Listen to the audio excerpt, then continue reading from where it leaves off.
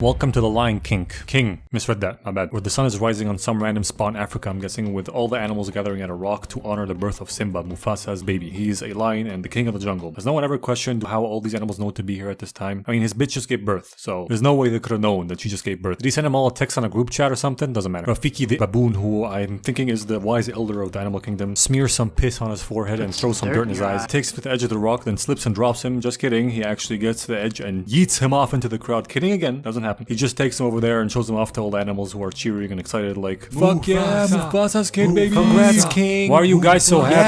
Yes. Why are we even here? What a cute little baby cub. We are literally his food. Then Zazu, Mufasa's loyal bird servant, tells Scar, his evil brother, that he missed his nephew's ceremony. Scar's like, oops. Talks some shit about him and Mufasa, who shows up later. Zazu suggests turning Scar into a fur rug as a joke, showing again that an animated animal who knows nothing about human shit knows a human only thing somehow. Anyway, some time passes and Simba grows up a bit. Mufasa teaches him some future king lessons, tells him how that everything the light touches belongs to them, except for that conveniently shadowy place where he's not allowed to go and light should be reaching, let's be honest, because what the fuck? What the hell is this selective lighting bullshit? Whatever. He tells him more about the balance of life and the circle of life, then goes to fight off some hyenas who stepped on their turf. While Simba goes to his Uncle Scar and being an annoying child, and Scar tricks him into going to this dark place, which is an elephant graveyard that is very dangerous and full of hyenas, to get him killed so Scar can be one step closer to becoming king. And he's like, well, the dark place? Only the hottest motherfuckers go there, but uncle, I'm hot as fuck. Then goes off to fetch his friend Nala, which fun fact is an anagram for anal. Did you also know that Lana Del Rey spelled backwards is your lead anal?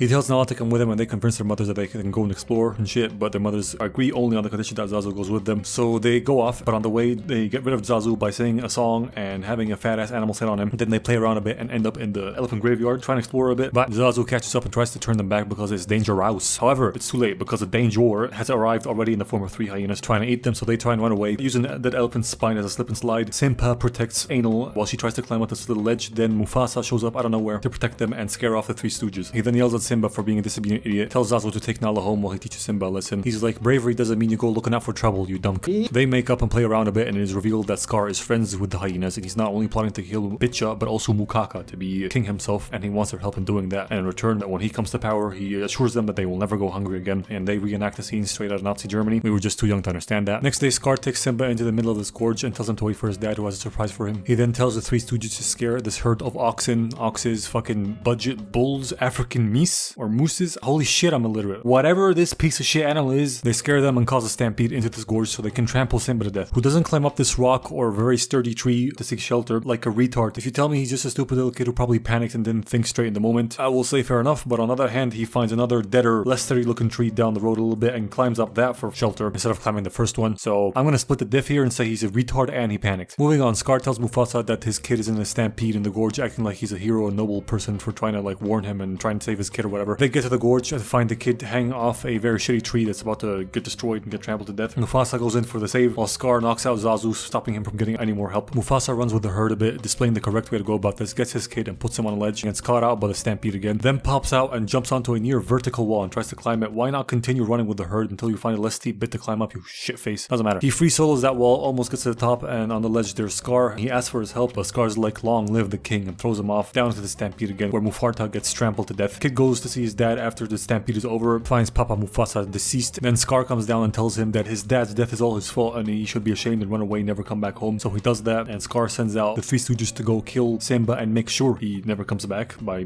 killing him, obviously. But he's a slippery little shit and falls down into a field of thorns that he is miraculously unharmed by. Runs away through there and they can't follow him because they're too fat and big and they can get easily hurt through there and get pricked a million times. So they're like, if he comes back, we'll just kill him. And they call it a day at that. Scar then takes over as king and makes a partnership where like includes hyenas heavily with lions now. A decision everyone hates because I guess this upsets the delicate balance in the jungle or the circle of life. I don't really know exactly. Anyway, the meerkat and pig outcast duo of Timon and Pumbaa find Simba passed out in a little deserty part of the jungle or savannah and decide to basically adopt him, take him under their wing, because having him grow up and be a friendly lion with them would be really nice for protection and whatnot. They wake him up and find out that he's a depresso espresso social outcast that cannot go back home just like them apparently. So they teach him there it is what it is, put the past behind you, Hakuna Matata way of life, and cheer him up through through song and dance, convert him to a vegan diet of eating insects and bugs. Wait, that's not vegan, that's vegetarian, right? Doesn't matter. It's basically vegan for lions because I'm pretty sure they're supposed to eat lots of fucking meat to grow up and be big and strong. So I'm very surprised that he did grow up to be big and strong and not die of malnourishment. Regardless, that's what happens. He grows to be big and strong, still hanging out with Timon and Pumbaa while his old animal kingdom, or the Pride Lands, I think it's called, went to shit in the hands of Scar. He also has Zazu trapped in a ribcage prison that he can totally get out of. I think he's just too afraid to escape. Maybe he has extreme loyalty to the crown or whatever. I don't know. So the three retard deers are vibing underneath the night sky, and something Simba's dad said about the stars gets him all depresso again. So he plops down on the edge of a cliff somewhere, sending out some of his fur and leaves with a gust of wind to be carried out all the way across the jungle to Rafiki, who smells it or like touches it and shit. And through a combination of remembering Simba's scent, crackhead energy, and mad, I'm talking ludicrous amounts of conjecture, he comes to the conclusion that Simba's alive and all grown up. I'm serious, like he had what, 8.7% of solid good information to go off of and make that assumption? Whatever. One day Pumbaa's like, ooh, piece of candy, and gets sidetracked following a bug around. Then the hunter becomes the hunter Ed.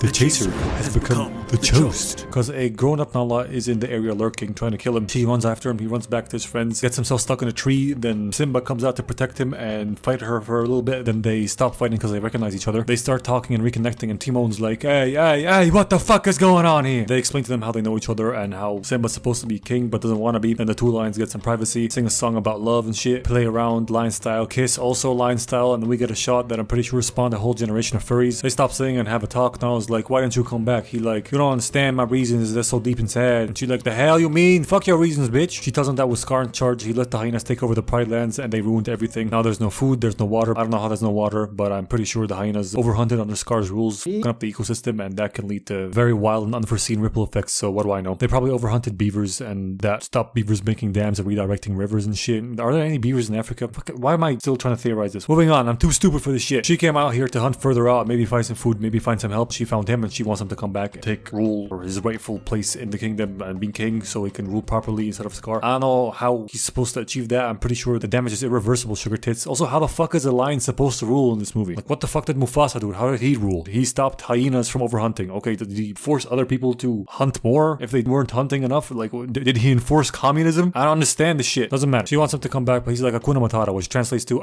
don't care anymore, bitch. She like, that's not the Simba I know. He like, tough shit, that's who I am now. And he goes off to be sad and alone when Rafiki finds him. Simba doesn't recognize him at all, but that doesn't matter to Rafiki. He gives him a spiritual awakening. Like, you don't know who you are, but I do. You're Mufasa's boy. And shows him his reflection in some water, telling him that his father lives on within him. Then he must have slipped him some shrooms because he then sees his dad in the sky in some clouds. And he tells him he's more than he has become. He's king. He must remember who he is and shit like that. The shrooms wear off. And Rafiki tells him to learn from his past, even though it hurts. Spurred on by this crackhead, he runs back home to the Pride Lands. Rafiki tells Nala at Timon and Pumbaa that he's going back, and they catch up to him. Once he gets there, he finds out firsthand that his home truly is a shithole now. Timon's like, this place is a fucking dump, yo, but we got your back. They sneak past some hyenas using Timon and Pumbaa as a distraction. Simba makes it to the king's lair just in time to watch Scar beat up his mom for calling him a shitty king, basically. He shows his face to his mom and she's in disbelief, super surprised that he's still alive. And so is Scar. He's surprised that the hyenas didn't kill him and is kind of afraid of him, but then he falls back onto his good old tricks and psychological manipulation and gaslights Simba and pressures him into admitting to everyone that he's responsible for Mufasa's death. Then fucking Zher-Bow shames him for backing him up to a cliff where lightning has struck, burning the ground beneath because it's full of dead and dry plants, causing a massive wildfire. Before throwing him off, he tells him the truth that he's the one that killed his father. Now why would you do that, you cocky bastard? You have him on the ropes, so you just had to rub it in and give him more fuel, more reason to jump back up and kick your ass, you dumb fucking So like I just said, this just fuels Simba on. He gets really angry, leaps back up, and forces Scar to admit to the murder of Mufasa in front of everybody else, clearing his name and shit. The hyenas attack him, then the lionesses attack the hyenas to protect him. Timon and Pumbaa got rid of the bitches chasing them and came to help out as well. Rafiki's there too doing crackhead kung fu, while Simba chases down Scar to another cliff and backed up against the wall, or rather lack of one. Scar tries to bullshit his way out of this, throwing the hyenas under the bus, telling Simba that it was all their plan, that he's not at fault, and the Three Stooges hear that. Simba does not fall for his bullshit, but instead of killing him, he shows him mercy and tells him to leave the Pride Lands, run away and never come back. Scar's like, alright, I'll leave. Psych throws some amber or flaming rubbish debris in his face, initiating a fight with him with a hell dirty move. And at this point, while they're fighting, I'd like to remind everyone that Simba has never won a fight in his whole fucking life, and he's literally 0-3 with Nala. But don't matter, cause Scar is old and weak, so he fights him and wins easy. Double kicks him off the fucking cliff. Scar lands on a patch of non-burning ground, but he's surrounded by hyenas who feel very backstabbed and very hungry, so they eat him alive. It very conveniently starts raining immediately after that. Simba takes his rightful place as king, does a big roar, and after a while, the Pride Lands somehow get restored back to their former glory. All the animals are back, and they do another ceremony for the new prince, cause Simba nailed Nala and had a kid with her. Then, keeping with tradition, they handed their newborn over to a retard monkey to show off to a bunch of strangers. The end. This movie gets 7 fajitas out of 8 gallons of diesel.